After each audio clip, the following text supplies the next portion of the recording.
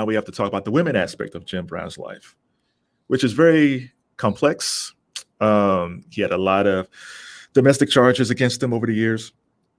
But I kind of want to appeal this a little bit because it kind of goes back, started with his mom, the issues he had with his mom. He felt he was abandoned by her, but he was raised by a group of women on St. Simon's.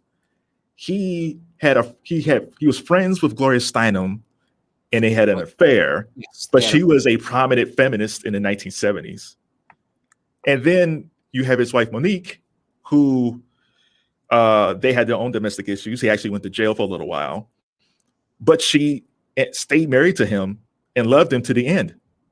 So how would you categorize or put together this complexity when it comes to Jim Brown, when it comes to women? Because on one hand, there's some very serious things against him, but on the other hand, there actually was support within women who seemed to have really cared and loved for him. It's very confusing because there are women who have credibly accused him of abuse who stayed connected to him, who stayed friends with him, sometimes for decades. How do we understand that? Well, people are complex. It's, this part of it, and I'm speaking about the women in this situation. Jim Brown also, like you mentioned, Gloria Steinem, we have to say that the cases that women brought forward tended to be much younger than him. And were all Black women. Mm-hmm. So, and I could play armchair psychologist as to why that was the case. But basically, from the stories that were told in court, from the stories that were told in interviews, it usually involved a woman, a much younger woman, questioning his authority. And that was met with an open hand. And this is behavior that today we condemn and find abhorrent. This was behavior that was beyond excused in the 50s and 60s. Believe me, Gloria Steinem knew every single story about Jim Brown. And she spoke about it in one article about Jim Brown, almost romantically. Like she said, and I'll use, I'm sorry I don't have the exact words at my fingertips, but I'm going to get them because I think it's so important for us to talk about this. I'm going to go there. Do you have editing powers, or are we going straight through? We're going straight live. All right, then I'm not going to do it. The point is, no, we're good. No, you can look for it. It's fine.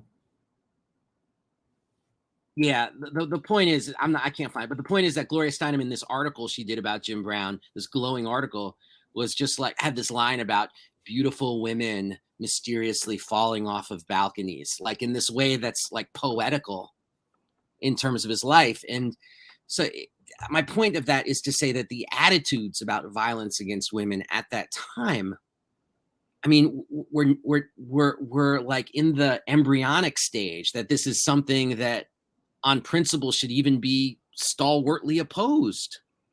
It was generally much more thought that like what happened in people's homes was their own business, blah, blah, blah.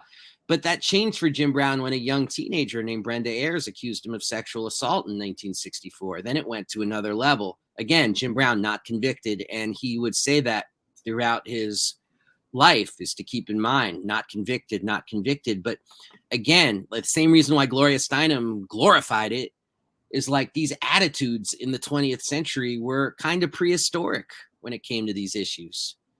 And so things were excused that we would never excuse today. And I think one of the things that we wrestle with, Kevin, and it certainly isn't just Jim Brown, it's a million authors I can mention to you. It's a million musicians I can mention to you.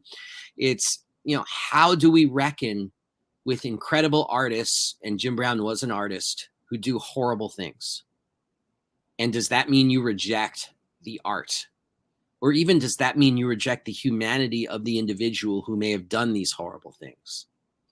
And the thing about Kevin, I got to tell you, is that the level of hypocrisy that we engage in sometimes on these questions is pretty profound. Like, people will condemn Jim Brown and then pick up a Philip Roth novel while listening to some Miles Davis. You know what I'm saying? Mm-hmm. Or then they'll read their kids a Roald Dahl book at night, Charlie and the Chocolate Factory. It's like that was part of the rules of the 20th century. And it's so correct that we reject those rules and not excuse those rules. But we do have an obligation to young generations, I think, to explain it so they can understand it. And partly so we don't go backwards, quite frankly, and live with that mindset again.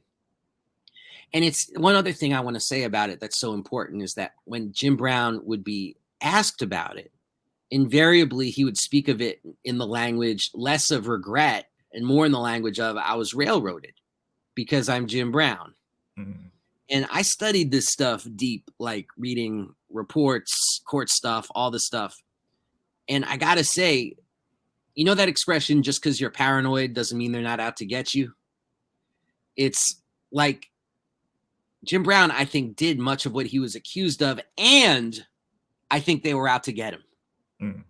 Like both those things can be true at the same time. So people were out to tear Jim Brown down, but at the same time, remember, he's in Hollywood. He's a famous actor. He's Jim freaking Brown. He had friends in the LAPD, you know, and the fame industry is the industry that runs Hollywood. So they were able to also make a lot of things go away. Mm. And we have to understand that. And we also have to understand that these aren't rules that Jim Brown wrote. They were just rules that tragically he lived by.